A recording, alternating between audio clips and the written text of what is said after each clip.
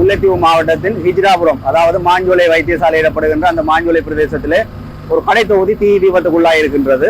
இந்த கடை தொகுதி தீ விபத்துக்குள்ளாகி நாங்கள் இவ்வளவுத்தையும் ஒரு வகையாக அதை அனைத்து நாங்கள் அதை செட்டில் பண்றதுக்கு சரியான கஷ்டப்பட்டிருந்தோம். முல்லைத்தீவு மாவட்டம் இன்னும் பழைய மாவட்டம் போல எங்களுக்கு பின்தங்கிய நிலையில் காணப்படுகின்றது. அதாவது எப்படி சொல்வதென்றால், நாங்கள் அந்த ஒரு 2009ஆம் ஆண்டுக்கு முற்பட்ட நிலைமையிலே இருந்து கொண்டிருக்கின்றோம். 2009க்கு முற்பட்ட நிலைமை என்று நாங்கள் சொல்ல வருகிறது என்னவென்றால், கிட்டத்தட்ட எங்களுக்கு எந்த வசதிகளுமே இல்லை, அடிப்படை வசதிகள். நான் கிட்டத்தட்ட ஒரு வைத்தியசாலைக்கு சென்று ஒரு மருத்துவ நிபுணர்கள் சில பேரை கூறியிருந்தோம், அதாவது கன்சல்டன்ஸ் என்று சொல்லுவார்கள். அந்த வைத்திய நிபுணர்கள் மாவட்ட வைத்தியசாலைக்குரிய, அதாவது டிஜிஎச் என்று சொல்லப்படுகின்ற மாவட்ட வைத்தியசாலைக்கு இருக்கின்ற அந்த வைத்திய நிபுணர்கள் வவுனியாவை போலவே முல்லைத்தீவை போலவே எங்களுக்கு இருந்ததில்லை. நாங்கள் அதை பல தடவை கூறியிருக்கின்றோம், ஆனால் அது இன்று வரைக்கும் கிடைத்ததில்லை. எங்களுக்கு ஒரே ஒரு காரணம், அதாவது சென்ட்ரல் மினிஸ்ட்ரியால் எங்களுக்கு சொல்லப்பட்ட விஷயம் எங்களுக்கு அப்படின்னு சொன்னால் சனத்தொகை போதாது, நியமிப்பதற்கான சனத்தொகை போதாது சொல்லினோம். இதே போல எங்களுக்கு பல தடவை கோரியிருக்கின்றோம், ஃபயர் ரேஞ்சர் கேட்டிருந்தோம், அதாவது தீயணைப்பு இயந்திரங்கள், தீயணைப்பு வாகனங்கள், தீயணைப்பு கருவிகள், தீயணைப்பு படையினரை கோரியிருந்தோம்.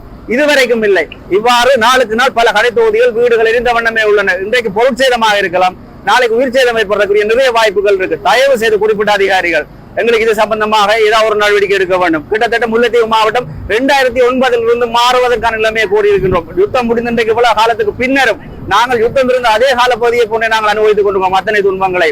அதுல இருந்து மாறுவதற்காக எங்களுக்கு 2009க்கு உட்பட்ட நிலைமையிலே நாங்கள் அதே மனநிலையிலே வாழுகின்ற ஒரு சூழலை இந்த அரசாங்கம் எங்களுக்கு ஏற்படுத்தி தந்திருக்கிறது. மிகவும் கவலையான விஷயம்.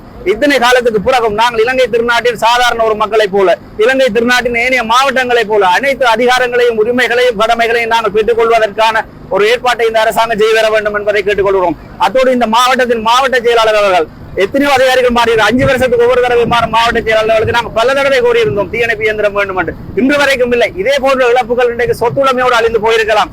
ஆனால் நாளை உயிரிழப்புகள் வரும்போது எல்லோரும் நீங்கள் அனுதாபம் தெரிவிப்பதற்காக வந்து செல்ல முடியுமே தவிர எந்தவித உயிர் நட்ட வீடுகளையும் எங்களுக்கு தர முடியாது. தயவு செய்து இதற்கான ஏற்பாடுகள் உடனடியாக செய்து தருமாறு நாங்கள் களத்திலிருந்து கேட்டுக்கொள்கின்றோம்.